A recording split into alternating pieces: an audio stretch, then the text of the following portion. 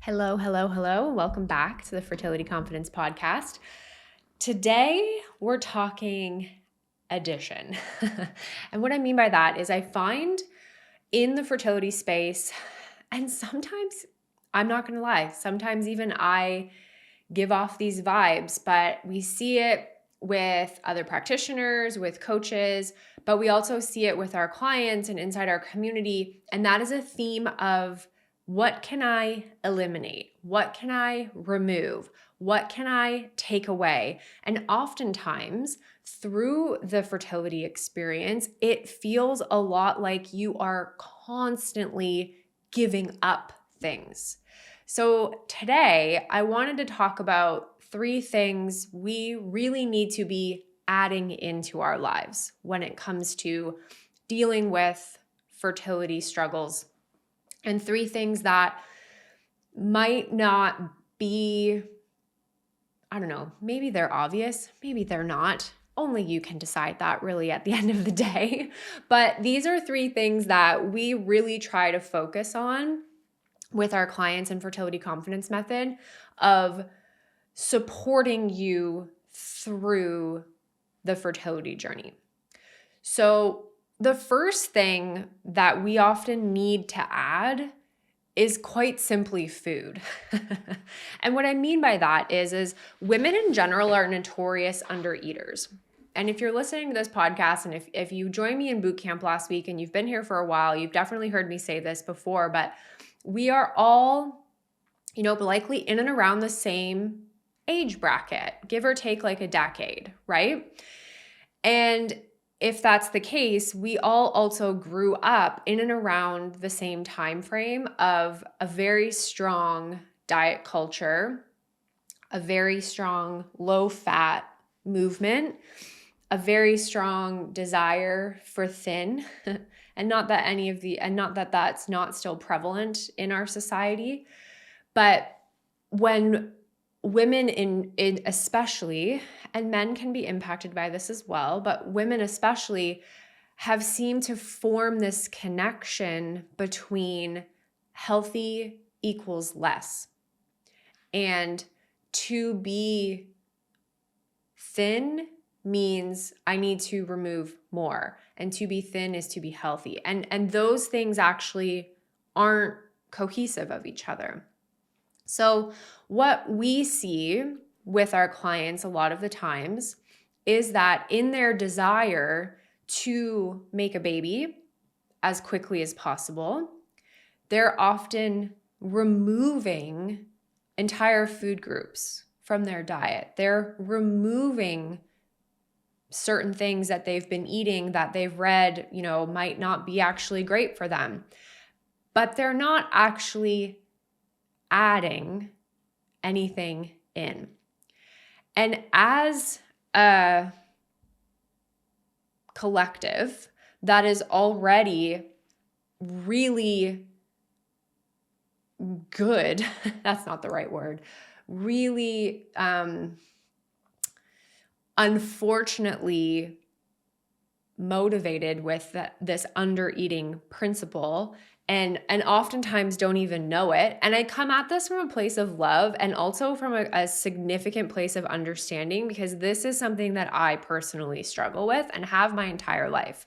And it ebbs and flows, right? So when I'm in a place of high stress, when the kids are sick, when I'm not feeling very well, the first thing that goes is my appetite.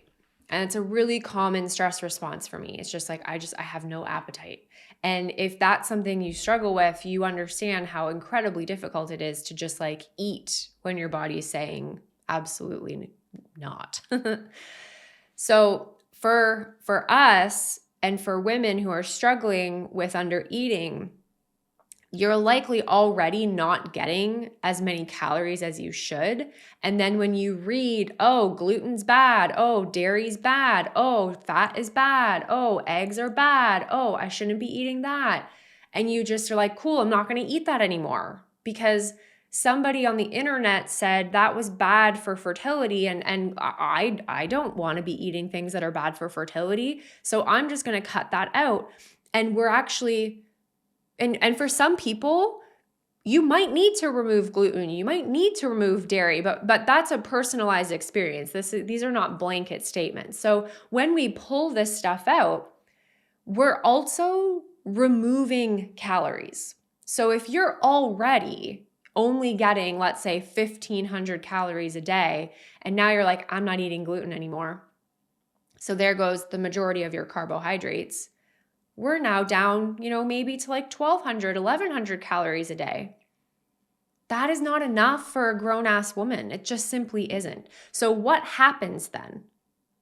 What happens is our metabolism struggles and our stress response skyrockets. So our stress, our adrenal health, our cortisol is incredibly impacted by undereating. And when we talk about stress with our clients, we go beyond just this concept of physical and mental emotional stress, work stress, financial stress, family stress, the stress we feel when we have, a busy couple months at work, what have you. That all matters for sure. A lot of those things are stresses that we can't control. I like to look at them as environmental stresses, but we also have to acknowledge that there are physical stresses. And one of those physical stresses is undereating. And your body doesn't discern between the two. The hormonal response is the same. The hormonal response is the same. So you're still taxing your adrenals significantly if we are undereating. And when your adrenals aren't happy, your cortisol is high, we're now impacting all of our other hormones. We are now creating a inflammatory environment, one of which is not awesome for conception.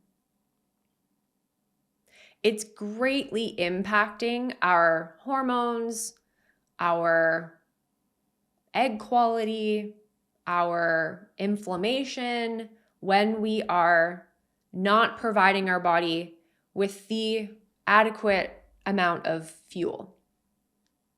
So if you have been someone that, and you're listening, you're like, oh dang, I've definitely just been like removing and not adding, I really encourage you to take a good look this week at your meals and your snacks and think to myself, am I actually getting enough?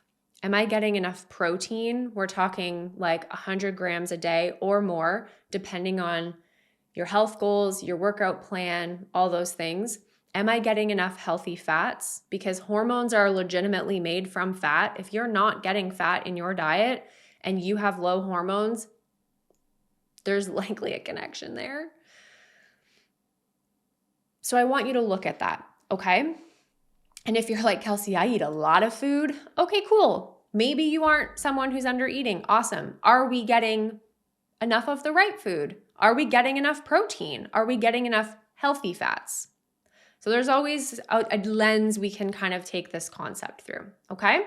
The second one that I really want women to focus on adding into their lives when we're dealing with infertility is a hobby. And I laugh at this because I've spent many, many years of my life with people being like, what are your hobbies? When you sign up for something, like I've done a lot of various like business coaching and containers and things.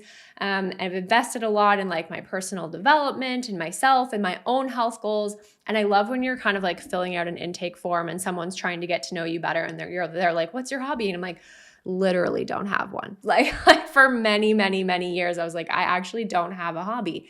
And it started to really bother me. I was like, what is wrong with me? Like, am I actually that boring or that so absorbed in my work that I was like, what's my hobby? Well, working is my hobby, right? Like I have 2 young kids and I am helping hundreds of clients and growing my company and supporting a large team. For me, I was like, I ain't got no time for a hobby.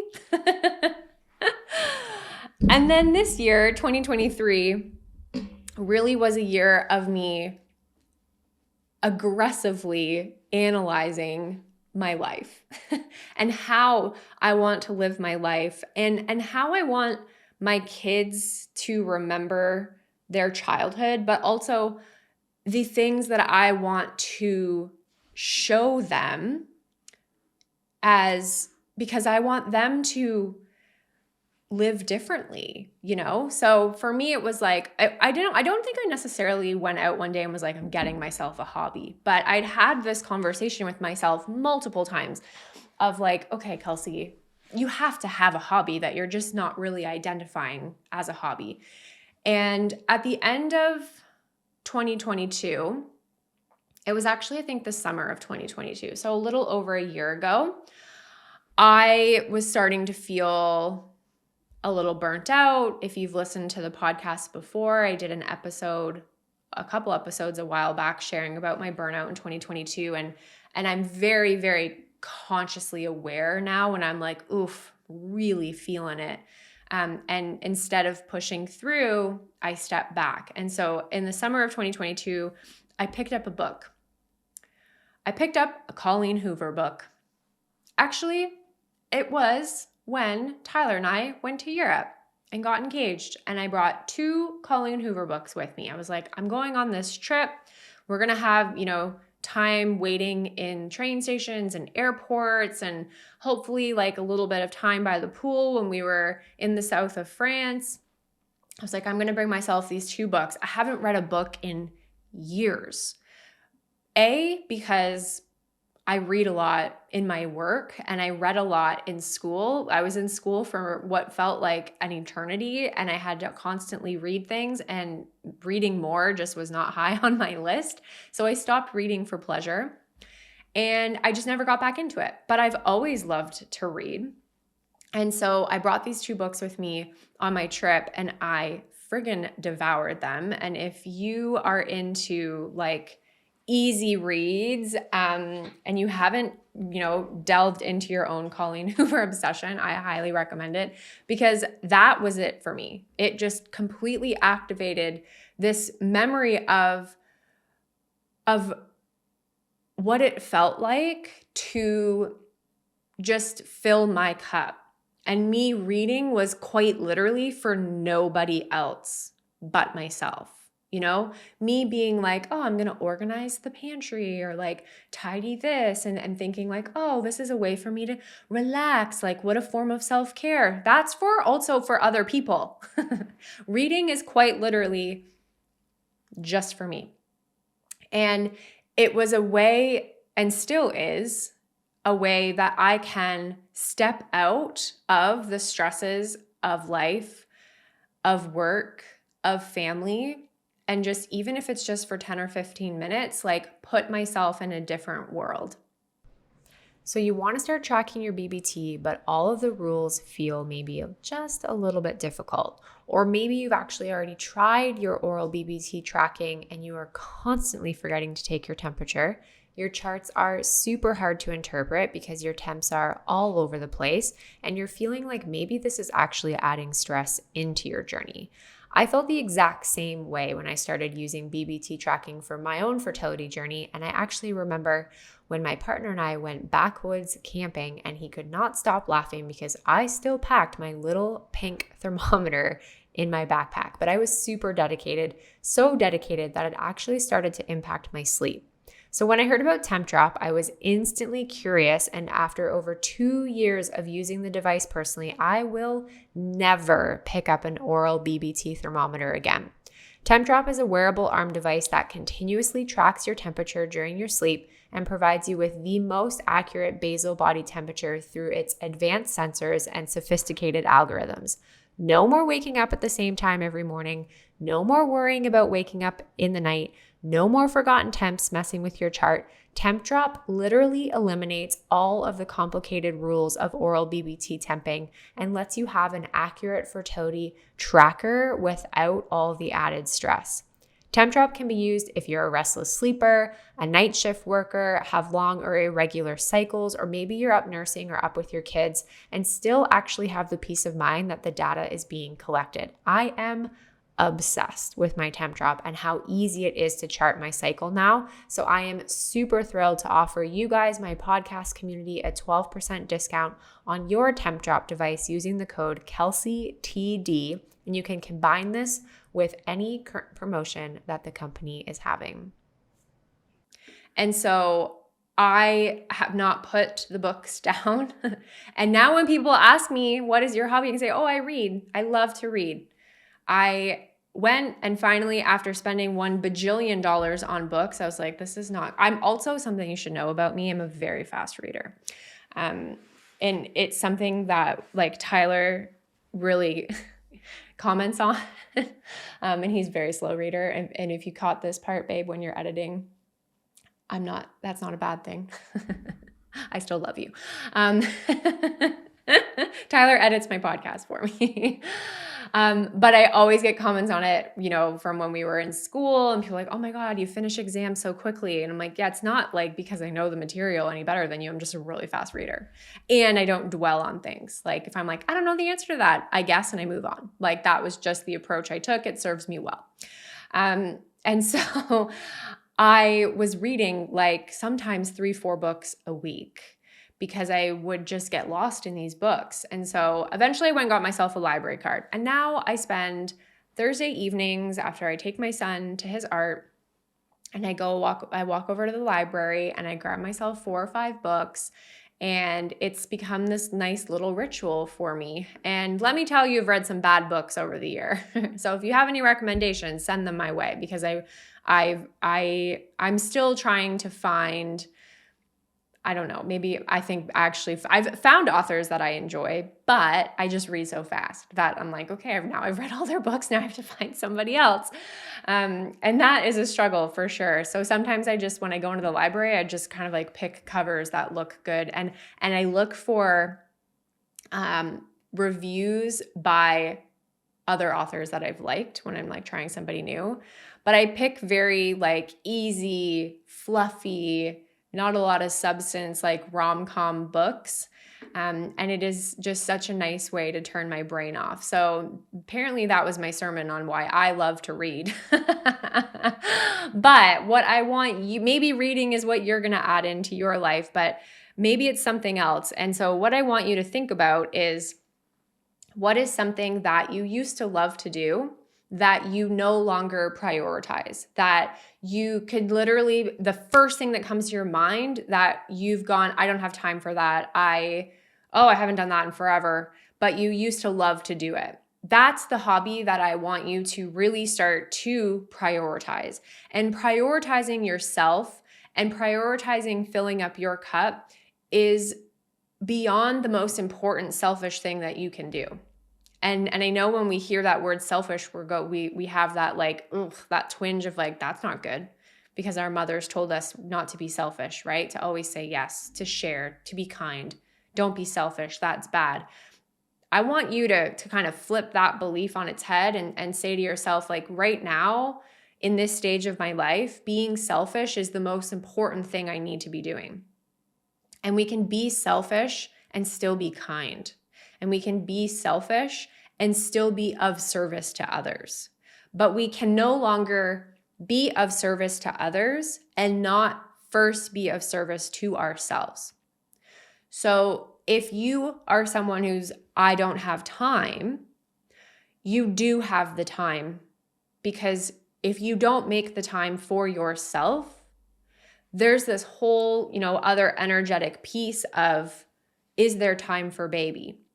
Right? And so finding that hobby, that thing that fills your cup, that brings you joy, that's selfishly and wholly for you, is really important. And I challenge you that reading fertility books and blogs and even listening to this podcast, like that's not at all what I mean. I want it to be something that is completely disconnected from your fertility journey and even from your, normal personal development practices. If you're someone who loves listening to podcasts for personal development and that is your hobby, I challenge you also to have something that is less intellectual, something that is actually going to allow you to just slip out of your intellectual brain and into your body and connect with yourself that way. So find a hobby. Give yourself that joy again, okay? And then the last one that I want you to really focus on adding into your infertility journey is pleasure. And we can come at this from a few different angles. Oftentimes when we hear the word pleasure, we immediately think of intimacy. And that is true, right? I think that there are various levels of intimacy, both with a partner and with ourselves, that are incredibly important in terms of just activating that pleasurable side of us. And a lot of the infertility journey can really steal our pleasure, both physically and emotionally, and rob us of our connection with our partners, right? The amount of times I hear from my clients, like, it's really hard to get in the mood when I know I'm ovulating, for both partners, right? It's not always just a male problem or a female problem. That pressure or that consistency, that scheduling, that honestly, I really do, and I'm not a sex therapist. I think it's something I mentioned this in boot camp. I'm hoping to bring a sex therapist or relationship therapist into FCM for my clients in 2024. That's something on my vision board, because I think this is such a huge piece that we need to crack open and support our clients with. But that we just hear so much how this experience robs us of our pleasure and our intimacy in so many different ways. And I think that one way to work through that is to find pleasure and ways to be intimate in other ways with yourself and with your partner. Connecting with yourself, giving yourself a very, what is luxurious to you? Like, when's the last time you drew yourself a nice hot bath because, like, oh, maybe hot baths are bad for fertility, so I better stop doing those things I like to do, and put some bubbles in and lit some candles. Maybe you read your book, maybe you don't, maybe you listen to music, maybe you sit in silence, maybe your partner joins you. Like, when's the last time you really just were like, I am going to give myself an insanely pleasurable experience. I'm going to eat the most decadent, delicious, desirable meal. If you're a foodie and that's something that brings you pleasure. A recommendation we give to our clients oftentimes is, when you're feeling that lack of connection with your partner, first and foremost, I always comes back to, we need to work on the connection with yourself. If you're not connecting with yourself, you're never going to be able to connect with other people. But why don't we take it back a few years? Like, what did you guys like to do when you first started dating? What was something when you first started dating that you loved to do together? Go and do it. Why don't you have a complete fertility-free weekend? And if you can't get away, if taking a little mini vacation is just not in the cards for you right now, that's fine. You can do it at home. Put away your fertility books, and put away your trackers, and put away the things, and just say, okay, for these 2 days, it's you and me. We are just going to treat this like a vacation. We are not going to talk about our fertility experience. And we're just going to do things like we used to do when we spent a weekend together in the first few months of dating. Because oftentimes we fall away from that energy, right? How can we pull that back in? How can we bring that energy back into your relationship? And a lot of times it's about thinking like, you know what, we used to do this together all the time, and we don't really anymore. Why is that? And let's go do it. If it's something you generally still like to do, if you're like, we used to skydive all the time and like, I'm not doing that now. Okay, cool. That's fine. But I'm sure there are other things, right, that you can really, really use as a connection piece. And remember that pleasure isn't just about intimacy, and you can find ways to have pleasure in your life in various forms of self-care. And if that's something that you struggle with, having a like-minded community of women around you to ask these questions to and have these conversations can be a really beautiful thing, honestly. And really just start with the basics. What is something that I used to love to do for myself that brought me an immense amount of pleasure? And how do I bring that back into my daily routine? So 3 things that I think are really lacking in our lives oftentimes that we need to focus on actually adding in, because the infertility journey cannot just be about removing. We cannot just take away things and remove joy and not actually add back in. So I want the month of December, that's when this is coming out. If you've listened to this at another time, that's totally cool. Let's make it that month for you. Whatever month you're in, let's make it about addition. Let's make it about addition. Because we as humans should not live a joyless, pleasureless, starving life. So find your hobby, find your pleasure, look at your nutrition. Where can we add instead of subtract? And I'll see you guys in the next one. Take care.